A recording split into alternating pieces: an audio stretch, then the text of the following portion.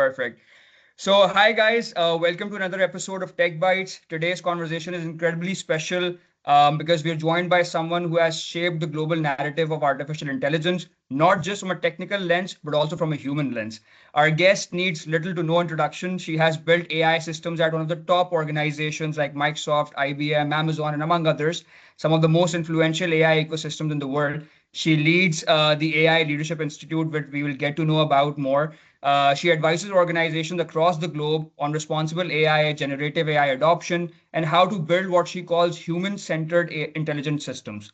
And just recently at TED, she made a compelling point, which was that the real driver of innovation isn't AI, it's inclusion. A line that has stayed with me and honestly aligns so well with where the world is heading as we enter the era of agentic systems and frontier organizations. So, Noelle, it's an absolute honor to have you today with us on Tech Bytes.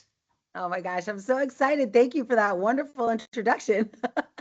Perfect. Thank you. Thank you so much for taking out the time, Noel. I've already told you how excited I am. And before I jump into the questions, Noel, why don't you start by telling us a bit about the person you are, about your life story, and how you got to where you are today?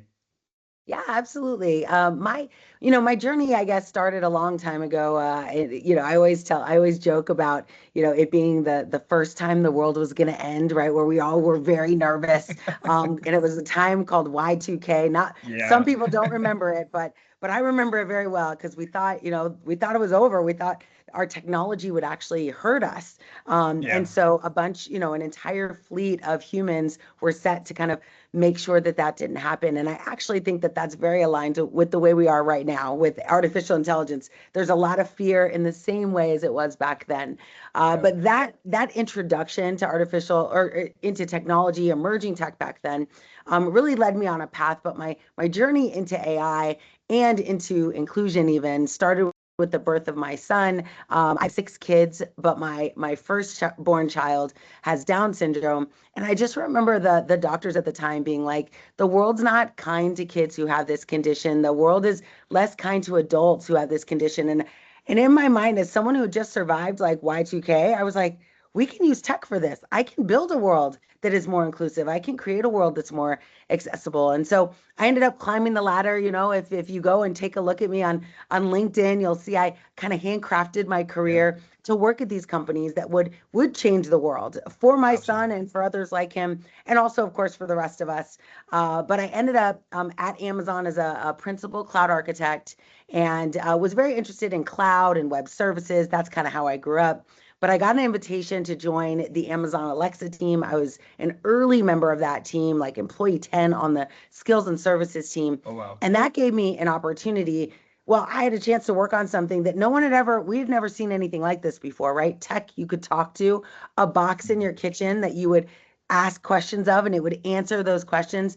And so I jumped at that opportunity and I was there for like 4 years. I built 100 apps. I have, millions of users of these applications.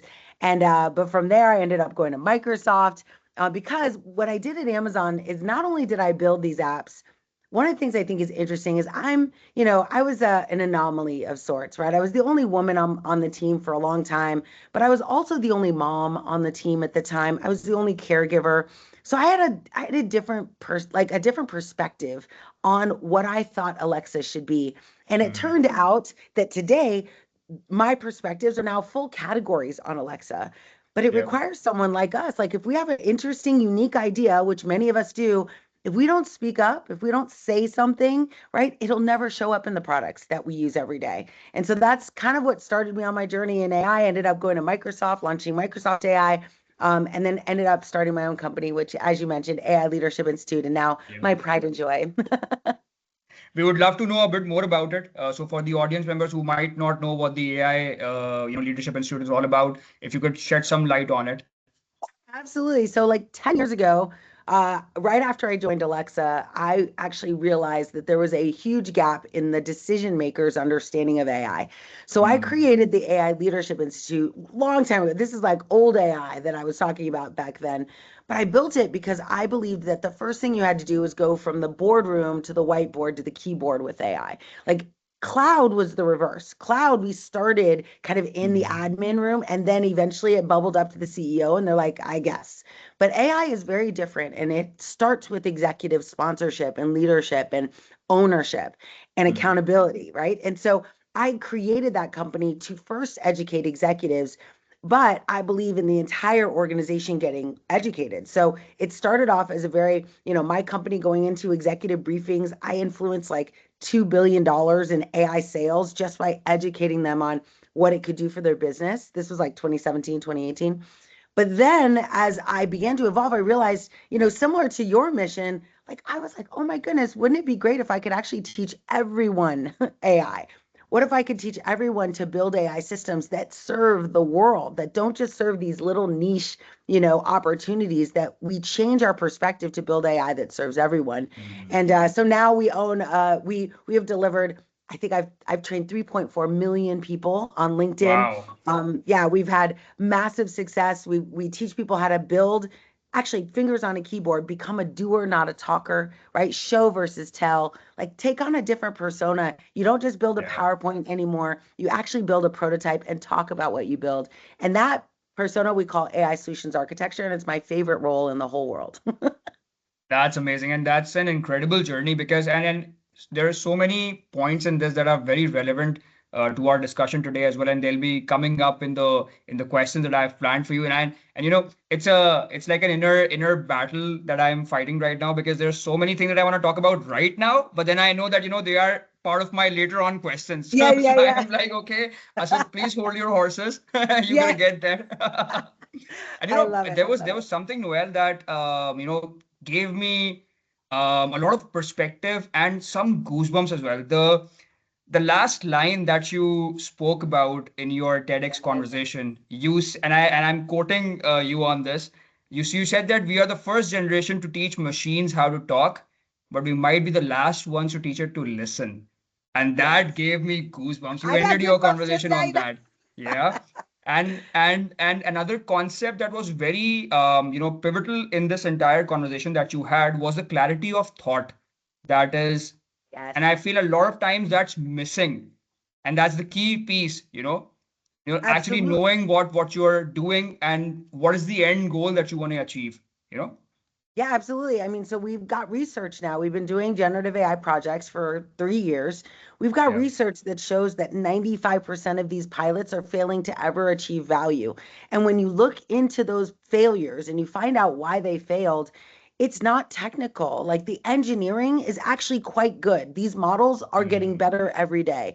It is the leadership that actually is failing. It's the lack of clarity. No one's asking, I use this analogy of a baby tiger, right? Like Yeah. these Yeah. little models in these companies are like little cute baby tigers. Everyone's like, "Oh my gosh, look, it's so adorable. It does meeting transcription. Oh my gosh, it can look at my calendar and rearrange my meetings. This is amazing." They're so enamored with what AI is doing that they're failing Mhm. to ask it to do something specific. I call it being a Yeah. producer instead of a consumer. The world is consuming AI, but they're Yeah. not So true. teaching it. Yeah, they're not helping it like understand the problem we want to solve and Mhm. how we want to solve it. And that is uniquely our responsibility. That's our job. And as an AI leader, you might never, it's possible that you'll have a company and you never get a human employee that works for you, but you will Mhm. almost like unequivocally, you will get a, a AI system working for you.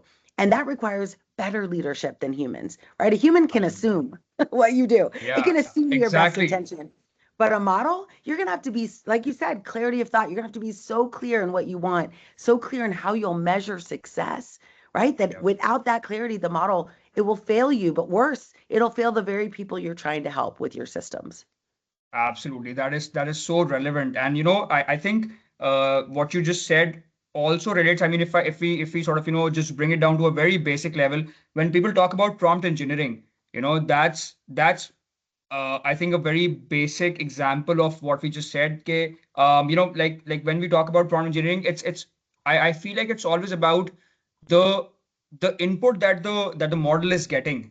That is Yeah. very, very important because that the output would depend on that. Like you said, that a human can assume. I might not to tell the exact details of something to a human because they can probably see me, they can see my body language, they can see the Yes. emotions and everything, and they can assume a lot of things and then give me what I really wanted. But a That's model right. cannot do that, right? That's right. And the context, right? Like a human can absorb context in so many diverse ways. The context of the model is like the entire internet. It's completely Yeah, confused about what truth is or humanity or justice. Like that is yeah. definitely our responsibility. And when you talk about prompt engineering, it's not just how you talk to the model, it's Mhm. also that you have the ability, every model is trained, and every model like Claude, Anthropic, ChatGPT, OpenAI, like these companies have created an opportunity for you to provide instructions. We call them system prompts, right? Or Yeah, meta instructions, yeah. personalization instructions. And 90% of people do not use those instructions to control the behavior of the model. And like you said, like garbage in, garbage out. What do we Exactly. expect, Yeah. right? If we don't take the time to actually train a machine to do what we want, we can't expect it to do what we want very well. Absolutely, absolutely. So, going into the context of this new era where we're going from the concept of automation to agentic AI, the agency, since obviously you've worked across multiple AI waves from conversational AI to the rise of generative systems, today we are seeing like a shift towards the agentic AI that we spoke about, system that can reason, take actions, orchestrate workflows, and operate as like a digital teammate of sorts. So from your vantage point, what is driving this shift, and why do you believe this moment is so important for businesses, especially when you talk about this mid-market and SMB industry that don't have a lot of big engineering teams per se? Right. Well, I think my answer might surprise you a little bit because I Uh-huh. think we crafted this concept of agentic because of the way that machine learning models, the way that they work. If Yeah. you build a large language model, right, it's like a jack of all trades, a Jill of all clouds. Like it knows all of these things, but it's not very good at very specific tasks. Models get Hmm. very good when you customize it. We call it fine tuning, right? When we fine tune them on a specific thing, the best performing models use terms like parameter efficient fine tuning. Like they're very, very specific. And so agents is a push. And I think we did a good job. Like everyone's building agents now. But the Yeah. reason we did that was to shrink the scope of what a single model would do. Can you have a Right. model that does all the things?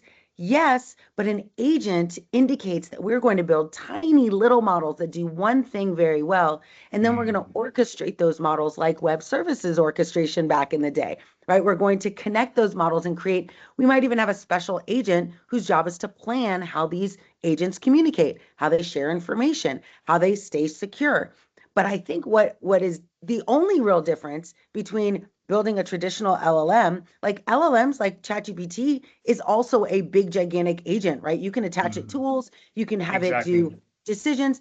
But Yeah. when you're thinking about it for your business, especially your small to medium sized business, if you overscope, if you create an agent that does too many things, it'll be very hard for you, clarity of thought, to get it to Yeah. do one thing you want it to do very well. So agents pulls us to this idea of build one capability, get it to do that extremely well, and then build another. And it's hard. I will tell you, I've worked with the biggest teams in the world, Fortune 300 companies, and they're Yeah. like, but I want it to do more. I mean, can it do two things? Can it do 10 things? And I'm like, I understand your excitement, baby tiger mode. Like, I understand, but you're going to have to break it apart. You're going to have to make it small because the smaller it is, the better you can control it, the better you can determine what Hmm. good is, the better you can set thresholds for positive, outcomes. With the Hmm. bigger it gets, the harder it is to control. Absolutely. And I think I can relate that to this, this one concept which we call the circle of influence and the circle of concern. So the bigger the circle of concern for your agent is, the more problems you have. Yes, So agreed. it's so if you reduce the area of concern by giving very specific task or creating a specific agent for one task, the influence increases, right? Because the efficiency and everything increases there. That's right, exactly. And I use a term called minimum remarkable product. And what Right. that means is that when you build an agent, especially the first version of your agent, you're not building, like a lot of people use the term MVP or minimum viability. Anyone can build a viable product today. They can vibe code a viable product in Yeah. like an hour, right? Like it has to be in order for, I don't know if you know this, but the number one reason that these AI projects are failing is Mhm. lack of adoption. And in order to get users to actually use the AI systems, it has to be remarkable. It's what I learned at Alexa. It has to be remarkable and it has to be something that they want to do every day. And when you get those two things right, you now have a small thing that has a huge impact. And that's, I think, different than the way most people think about AI. They kind of think of AI as this big thing that's going to have impact, but really it's going to be 1,000 little things that are laser focused on solving a problem for the user. Absolutely, absolutely. And now that if we sort of shift the focus towards Copilot, for example, so Copilot, if we see it as a new operating model for work of sorts, so one of the biggest messages from Ignite this year was that Copilot is no longer a tool; it's like a new working model that you have with the entire work IQ concept coming into it. So for like Yes. a mid-market, organizational leader, a CEO, or an owner of a small medium business, what does that practically mean? What early wins do you see when companies bring Copilot into their daily workflows? Yeah, I mean, there were so many cool announcements that happened at Ignite. I'm a Yeah, Microsoft MVP, right, in yeah, of AI. course. This is my 5th year. Actually, when you started working on your organization, like that was the first year I got my MVP, and we should make that happen for you if you're not already. But Hopefully in the that, future. right, let's go. But that role obviously got me into a lot of interesting rooms. During COVID, I was a beta tester on what today is known as Copilot, but back then it was the Codex Right. model. And so I've worked a lot with these technologies, but what I noticed, like I was super excited about, was this understanding that Microsoft had that Copilot was not an add-on, right? That it was not an upgrade, that it was like table stakes, like the Mm. capability.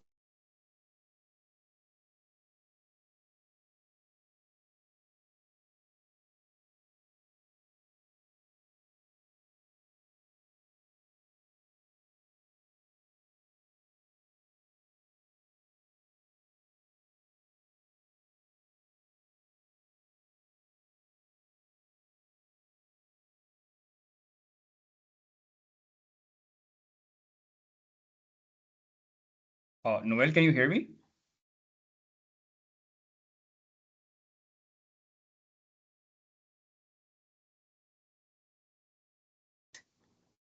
Worst possible time. Done. Okay, Uh, hold on. yeah, Can you hear me we're now? back, I So think. what ended up happening is that my hotel popped up like you need to get more time on the internet Oh, at the worst possible time. So I'm so sorry. I'm so sorry. that's Um, perfectly fine. all right. Anyway, so I'll start over, Yeah, and hopefully you can find a nice spot to clip it. yeah, absolutely, not a problem. All right. Normally I like to do these straight through, but now I've created edits for you. I'm so sorry for that.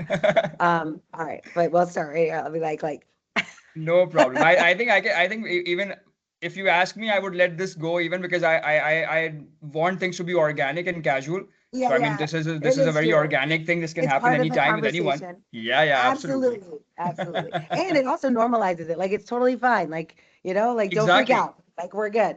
All right, Absolutely. great. So as I was mentioning about Yeah. Copilot and this new kind of table stakes environment, Mm, like the new licensing, right, that comes out in March. So every company that has E5 licenses is going to get Copilot for free. Every yeah. single person, right? So that means that you are now going to get a tool, and if you don't know how to use it, if you don't understand how to talk to it and how to get value from it, it's Mm, going to likely hurt you more than help you. That's been the research that I've seen, is that if you don't know how to use Copilot, not only do you think it's not worth using, but it actually will take time from you. It'll turn into a rabbit hole that you don't know how to get good value out of.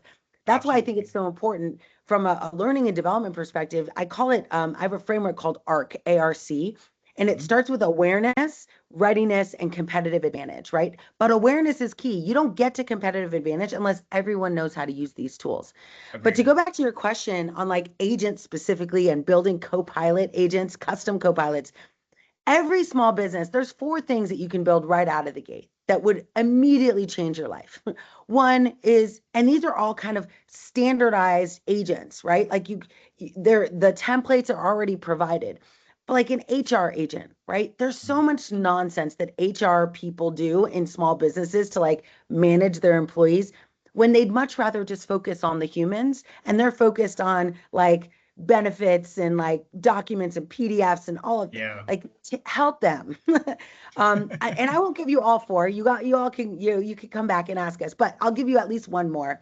And of course, like IT help Mm, desk, right? Like I I can't tell you how many people actually manually get like password resets and firewall updates. Like this is all fingers on keyboard. Someone's doing this work. When you can build a Copilot to at least help you alleviate some of the undifferentiated heavy lifting associated with these tasks and free up that time. Customer service, like, of course, but I don't like building customer facing bots early in your journey. I prefer to look at who's doing customer service, my salespeople, my marketing people, maybe it's a contact center representative. And I like building agents that support their experience. I call it helping the helper, right? And that's much less risky, I think, for an organization that's just getting started. Agreed. And a lot of it obviously depends on, the leadership and the mindset that the people have. So what mindset shift, I mean, I was just thinking of this as to what mindset shift the leadership of organizations need to sort of, adopt and benefit from Copilot or other sort of, AI agents. Yeah, I think there's a few things. There's a couple leadership mindsets. I actually drafted something called the 7 virtues of mindful leadership. If you follow me on like Instagram, it's a pinned post. You can see what they are. I did that before our interview today.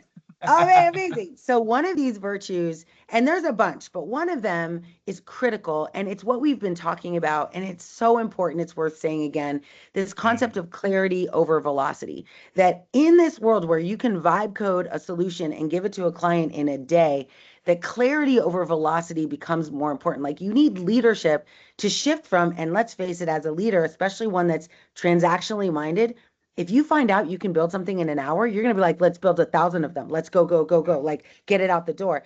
And it now requires in the world of AI, right? When these models are baby tigers that will grow up into big tigers, like we're going to need to really pull back on our interest in like moving fast and breaking things to kind of like, we can still move pretty fast. I mean, we can still build things in days, not weeks, not months, not years. Like the metric for deployment is significantly shorter, but it requires us, if we build something, we have to be extremely clear about what we're building, right? The purpose, who we're building it for, and the data. I mean, I think right now we're in this huge like hype cycle of AI, and nobody's really thinking about the integrity of their data. Like they're just kind of using the data they have. I always say information architecture before AI. AI is cool, but if you don't do IA before AI, like it's only a matter of time before your little model it actually fails you, right? It starts hallucinating or lying or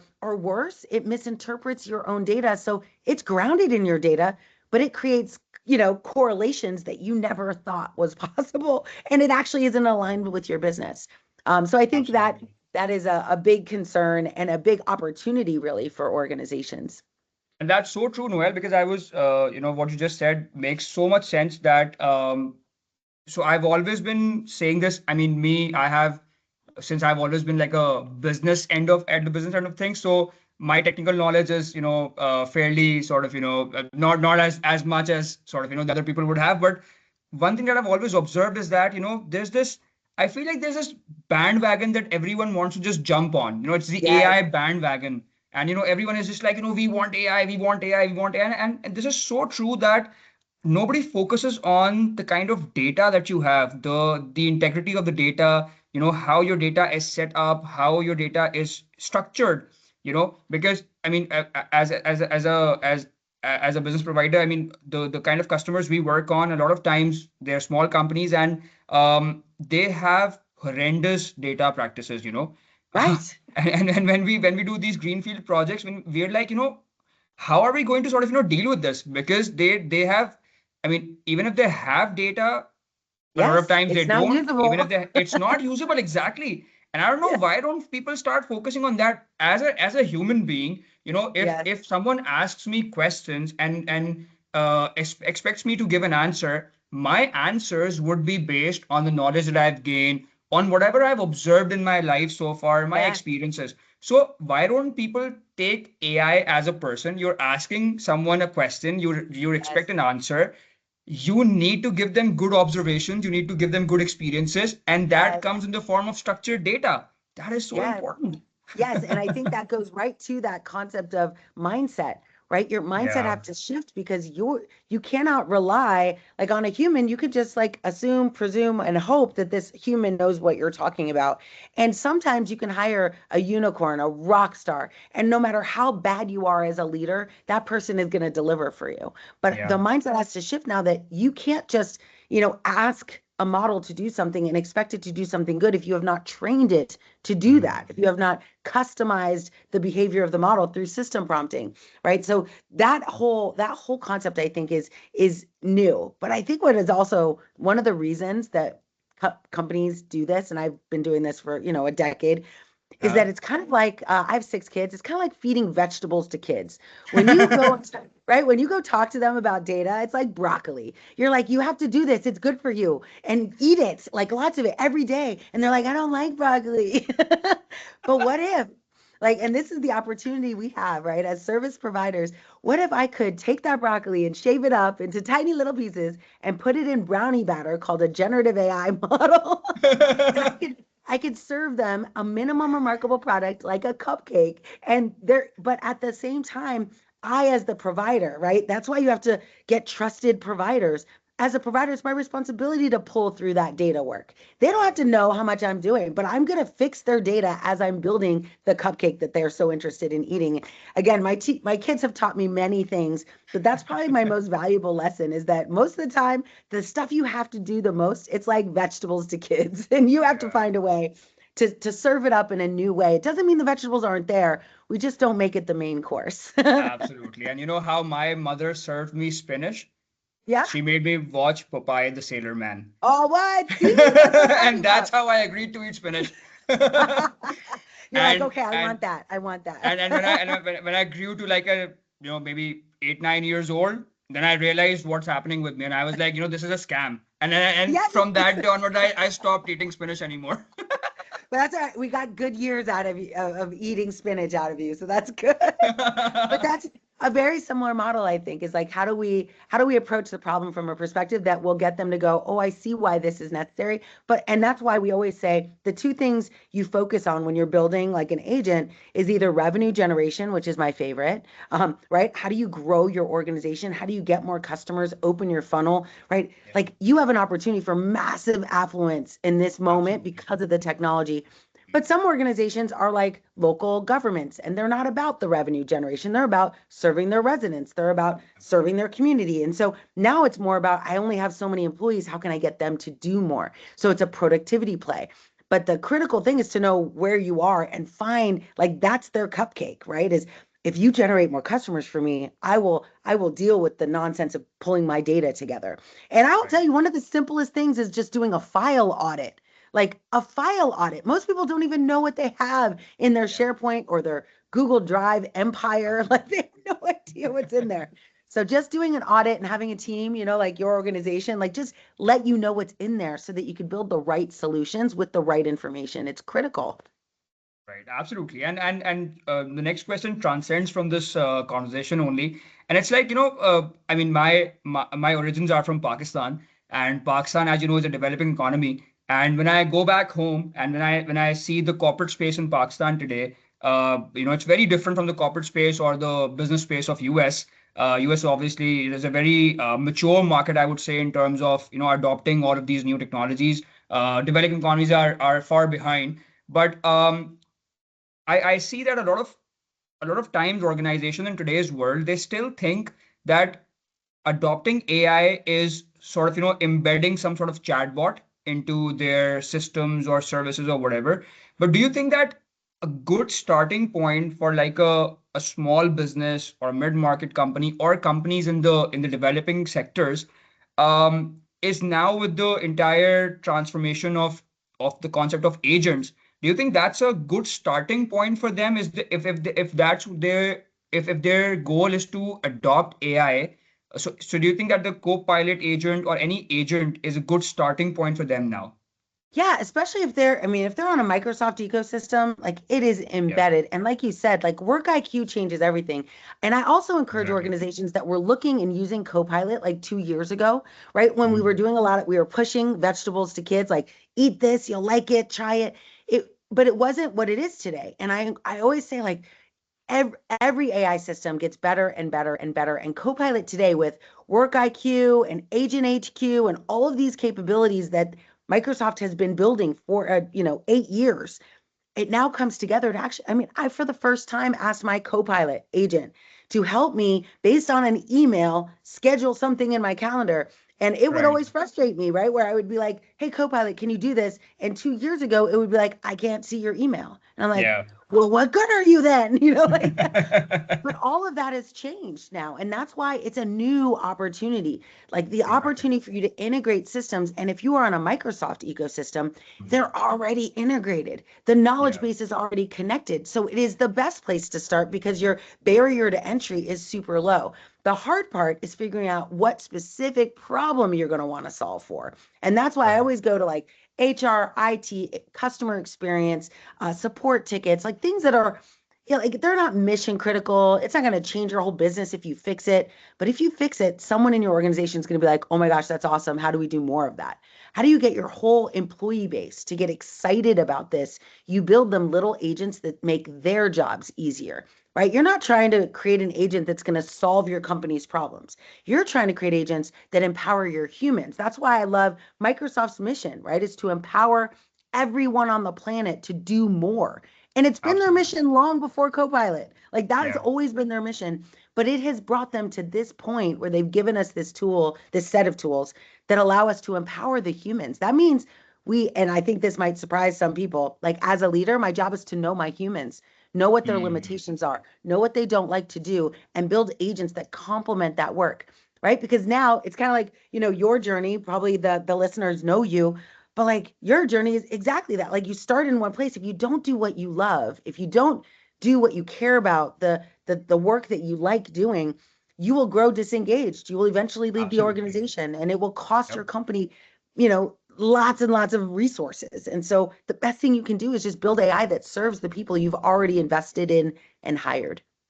Yeah, and then that's so true because that's a great way of keeping people engaged because now things that they were probably not very fond of doing or that would take a lot of time from their overall schedule because of that's heavy operational heavy task Yes, that would be taken care of by the agent, right? And they that's can right. focus on things that they're passionate about, strategic work and all of that. So that keeps them Yes. engaged. Yeah. And you get to turn them into a leader because now they're going to lead those agents doing that work. They're going to set the thresholds for what good looks like. They're going to set the thresholds Mhm. for what failure looks like. You're teaching them, and they could be like interns. They could be early in career. Like you can mold them, but you don't have to be a room full of VPs. Like Yeah. every person in the organization now becomes a leader of the agents that help them do their job better. And yeah, it improves retention. It creates huge opportunities for people to grow in an organization because they get excited about the mission of the business. Mhm.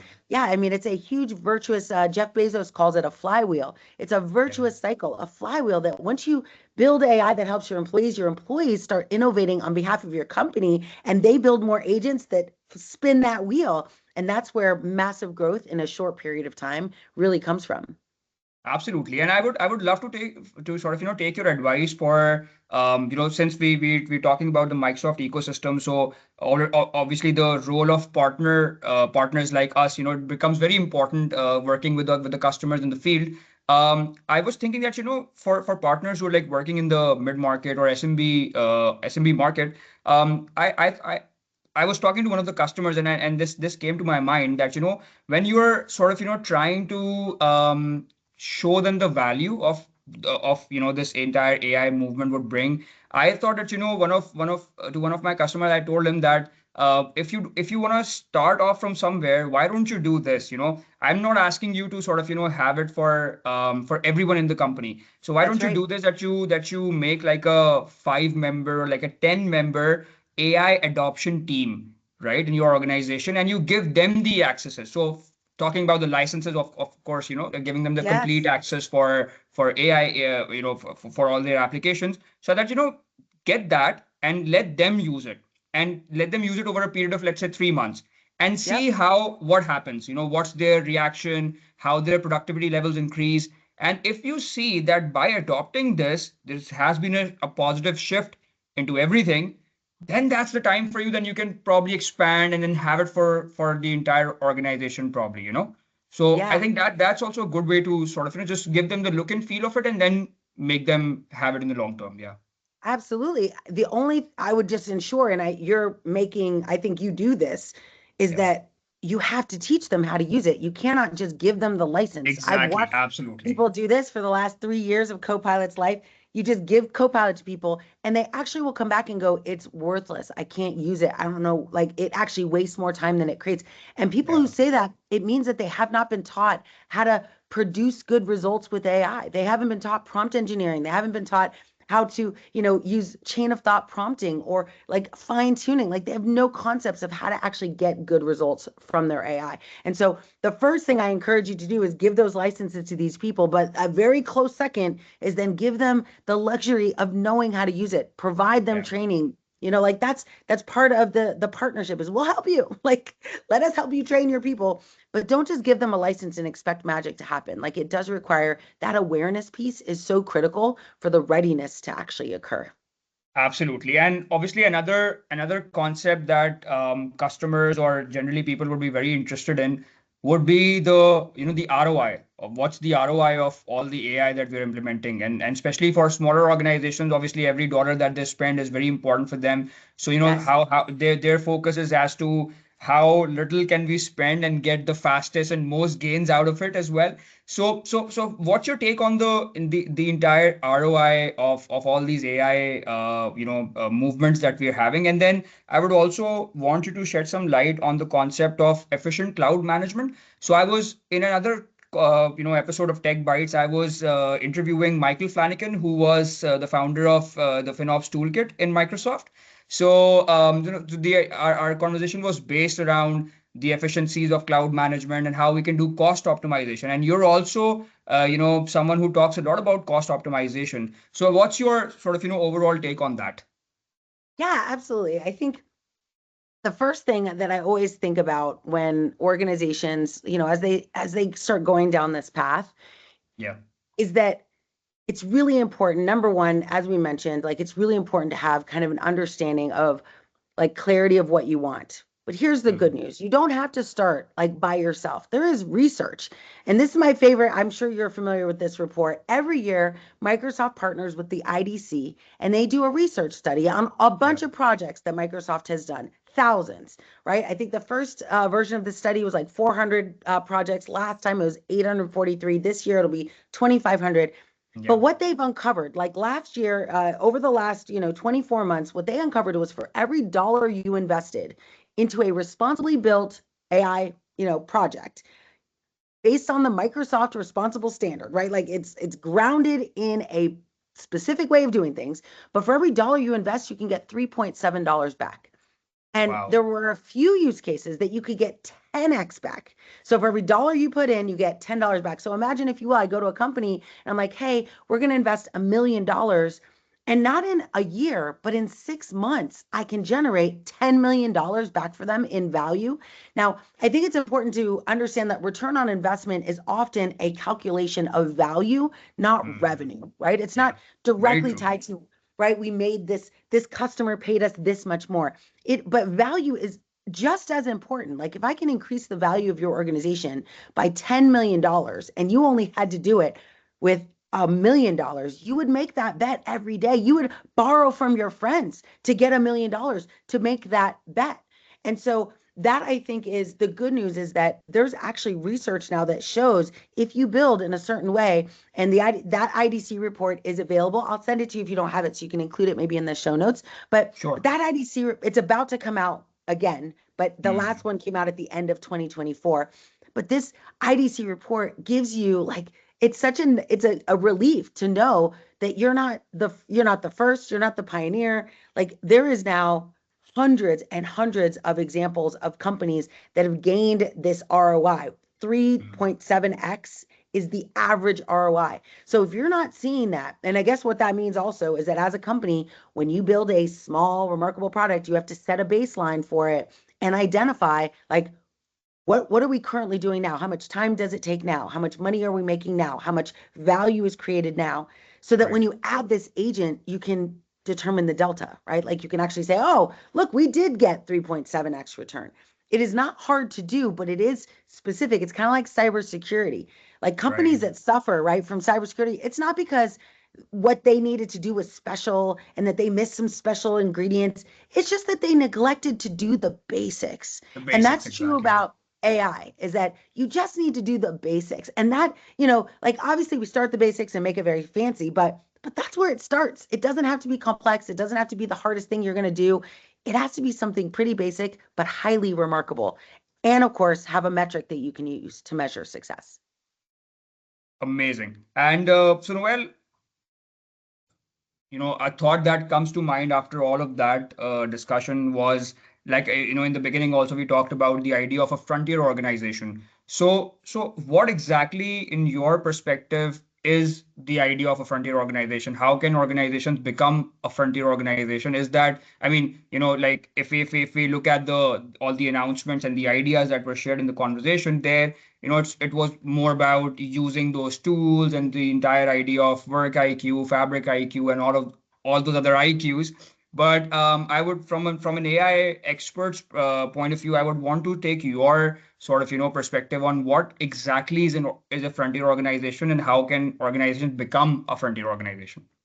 Absolutely. As a matter of fact, I wrote a book called Scaling Responsible AI, and that Yeah, was like the exactly. first journey, right? That's like the baby tiger mode and how do you Uh-huh. build something. But I am now working on my second book, which is literally about frontier firms and building Right. frontier firms. So That's I got an exciting. opportunity actually at Ignite. I was NVIDIA hosted a panel and I was moderating, and it included the head of product at Anthropic because they had just announced amazingly that Anthropic now became a Microsoft Foundry model that we could Exactly. use.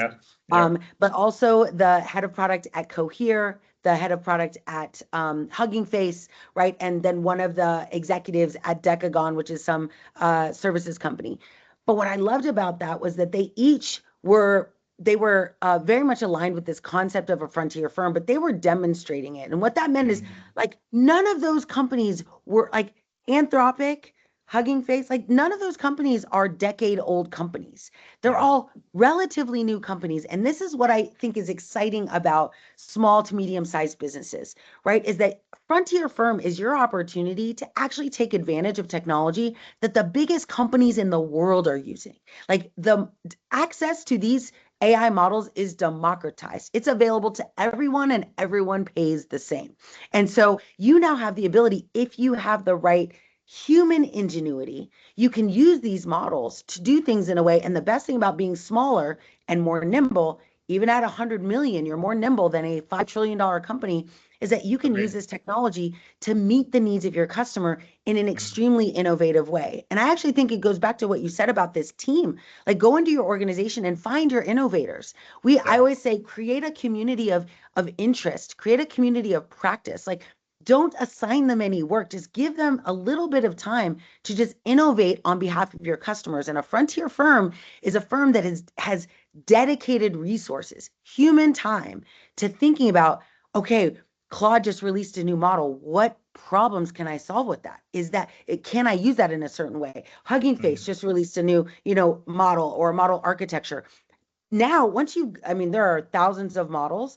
Someone needs to be thinking about model selection, but more Yeah. importantly, like a year from now, everyone's going to be talking about model operations. As a matter of fact, Mhm. your organization will likely be doing, right? You're helping people build agents. Soon, somebody's going to need to manage all those agents. You're going to go from 1 to 100 to 1,000. And if Satya gets his way, companies will have millions of agents, right? And so Right.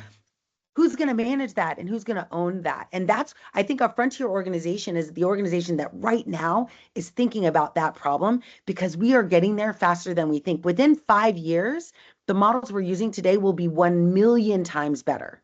A million Wow. times better. I can't even conceive of what that looks like. But what that means is that we need to think differently about the future of Yeah. work, about how we tackle a problem, how we solve problems, who we're going to solve for. Like everything changes, and a frontier firm is the company that's willing to be brave enough to answer those questions right now and move in the direction of that process. Absolutely. It's very exciting, and it's sometimes scary as well. And I actually planned this to be my last question, but I'm asking this first now because it relates to what we just spoke about. What is the future, Noel? As you know, I want to know from your perspective, someone who has seen AI so closely and built it, with your own bare hands. With my bear. What does the future look like? I mean, where are we heading with all of this? And what will happen in the next 5 years? I mean, these models are evolving so quickly that something that was there yesterday seems irrelevant today. And just like you Yes, said, these models will be a million more times efficient in the next 5 years. So where is all of yes. this going? Yes, absolutely. I mean, it is interesting. Like right now, I think that there, as with all of these technology advancements, right? I remember during enterprise Java, there was like this huge consolidation that happened so that it started with hundreds of providers and then ended up with like the big four or big five. There's Right. like that consolidation, of course, it's happening right now where I'm already seeing products that I'm like, I love this product. And they're like, we've issued our last update. And I'm like, oh, but not in a sad way, right? They got acquired, but in that Yeah. acquisition, their product died. It didn't get, assimilated.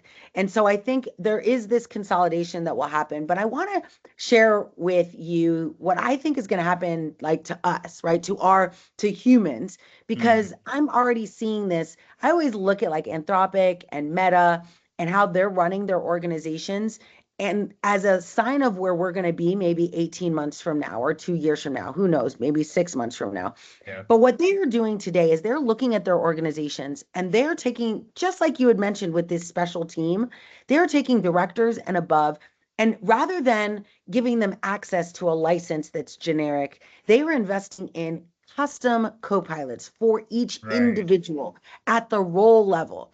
And so here's a really, it's in development, but it's a very cool idea, is that we all, like, just imagine you get a new job, you go in and you get, maybe the company gives you two agents, you build five more, 2 years go by and you're ready to leave your company. Yeah. Imagine that we have developed a blockchain that allows us to identify the data that those agents can keep and the data that the agents have to leave behind. But when you Wow. leave that company, you take your five agents with you. With So it's you. like, yes, like that's the future, is that we will create these little collections of agents that will do different parts of our work, but the blockchain is going to give us the ability to turn off like non-compete and, Right. like all the things that Yeah. we're worried Yeah. about. Yeah. Like, that, I mean, I just think like blockchain is yet to see its like killer app day, right? Where everyone starts using it at scale. But Yeah. Uh-huh. that is its capability, right? It gives us that opportunity to segregate data and provide access that we can control. And in a world where we have agents that are going to be modular and move around company to company, Yeah. that's what I'm seeing organizations like Meta and Anthropic invest in right now. And then I'll give you a funny anecdote from Zoom. So I was Uh-huh. on stage with one of the Zoom VPs. He said Right. right now they're testing building a custom agent, just like Meta and Anthropic advised, build a custom agent for the executive. But that custom agent is an agent, meaning that it has the capability to do certain things on its own. So it attends Zoom meetings on behalf of the executive, and some things that are needed, like, hey, you said you were going to send me this report and I didn't get it. That agent can go grab that report and send it, like, because that's not, no decision making is necessary. But it can knock out in the call your fake you, what I call nearly Noel, can give you what you need, unless it's something that actually requires my attention. And then that Uh-huh. gets surfaced back to me into my queue, right? But imagine a world where our agents are meeting in Zoom instead of us. Like, That is I don't crazy. And know. I don't and know. like I said, it's scary when I think It's a about little it. scary. It is.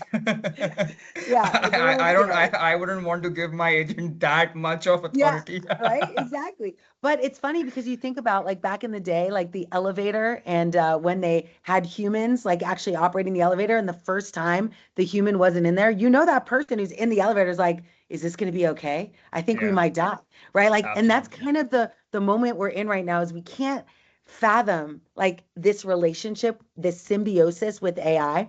But I grew up on the golden age of science fiction. So you could just go read, some of these books back in the day. Arthur C. Clarke is a great author. You can read him. Yeah. And it Yeah. talks about this symbiosis. And it also talks about the biggest failure is not the machine. The machine doesn't become the scary thing. It's the humans. And It's if humans. Yeah. I didn't say this in my TED talk, but I would have. But basically, like, the tech is amazing. The tech is going to Mhm. get better. We don't need to worry about the tech. We actually need to build better humans now. Like that's Absolutely. our responsibility. And that's, I think, a mission of yours. And so, yeah, I think it's perfect timing. We need more organizations that are going to empower humans. And because that's going to be the bottleneck, right? Is do you have the right humans to amplify your business cause and what you're trying to do in the world? Absolutely. And that so I mean, I'm so happy that the natural flow of our conversation has gone to that point because it perfectly relates to my last question. And that's all about, the line that I took out from your TED talk that, the real driver of innovation is not the AI, it's inclusion. And Yes. I want you to, shed some light on, how this entire movement should be centralized around humans and how AI relates with empathy, with culture, with leadership, and how does this entire movement make us as humans better? How does Yeah. that happen?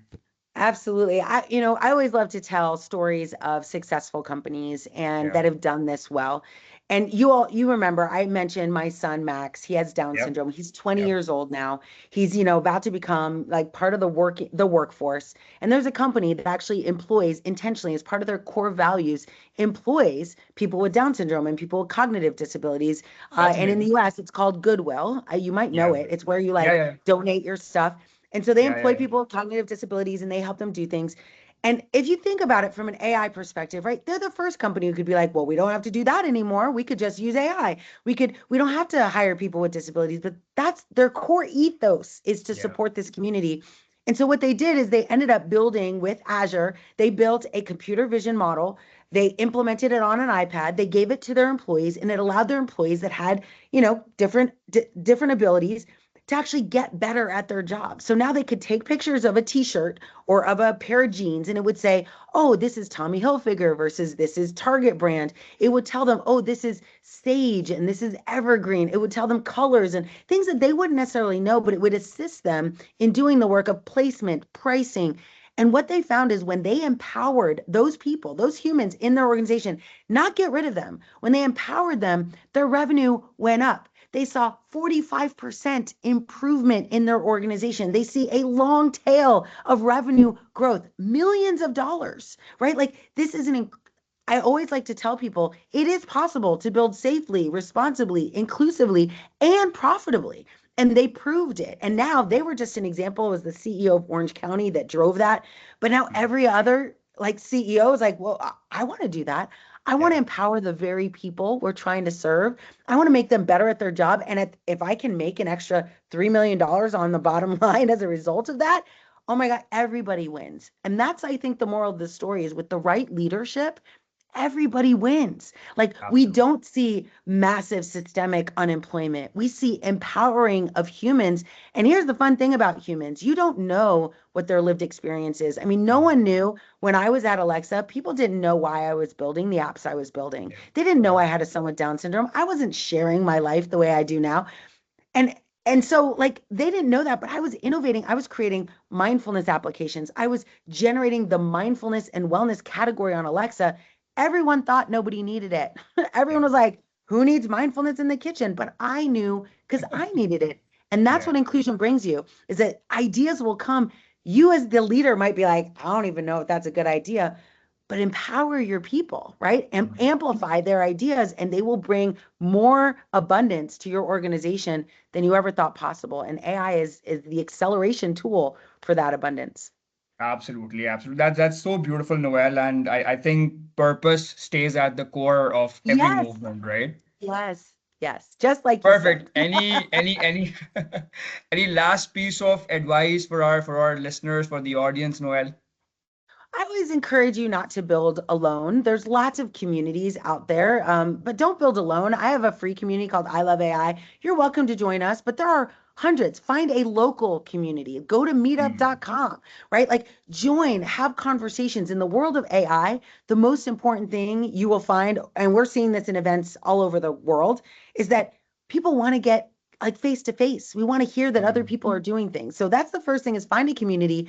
And then the last thing is don't hesitate. Become a builder. Start building every day. You only need your words. You only need clarity of thought. You don't need to learn Python. You don't need to be a data scientist. You just need a problem you love to solve and the courage to ask the question of a model on how best to solve it. And I think that's for all of us to do. And if every one of us built something in alignment with our lived experience, our world would massively change, like for the better. I think, a utopian society is possible if we all know that it's our responsibility to actually do that work. Amazing, amazing. Thank you so much, Noelle. And I think I was trying to do something while you were, you were saying, and I've turned on the together mode. How do I Oh, put this off? I've done this before. I was It's just very trying to sort of, cool. have both of our screens, together, and somehow Yes. this happened. Yeah. Oh, I I know love how it. to change it back. It's Yeah, the now same it's with back to normal. yeah, it's the same with community though. At the end of my community calls, I always do the immersive view so we could all sit like we're sitting in a classroom or in a coffee Right. shop. It's really fun. So I Because love it. It's actually I purposeful. was actually trying to sort of, take like a screenshot of our conversation, because I Yeah, would love to sort of, put that as a story on Instagram right after this and tag absolutely. you into it Absolutely. as well. Yes, So yeah, I was please trying to do. do that. Perfect, That's so perfect. funny. So I think Noel, that was amazing. I'll just sort of, get that last note, and then we can stop the recording, and then we can sort of, just end our conversation. Yeah, sounds great. So for everyone, it's been an outstanding conversation, Noel. Thank you so much for taking out the time today. Your ability to take something as complex as agentic AI, Copilot, and all these, enterprise grade intelligence systems, and connect it back to people, inclusion, leadership, and business impact. It's all incredibly refreshing. For everyone listening, I hope this conversation helps you see that AI adoption is not about scale or budgets. It's about readiness, it's about clarity, it's about intention. Whether you are a 50-person company or a global enterprise, this is the moment to rethink how your teams work and how your organization can evolve into a frontier organization powered by these intelligent systems. Thank you so much, Noel. And to the audience, we'll see you in the next episode. Keep watching. Thank you so much.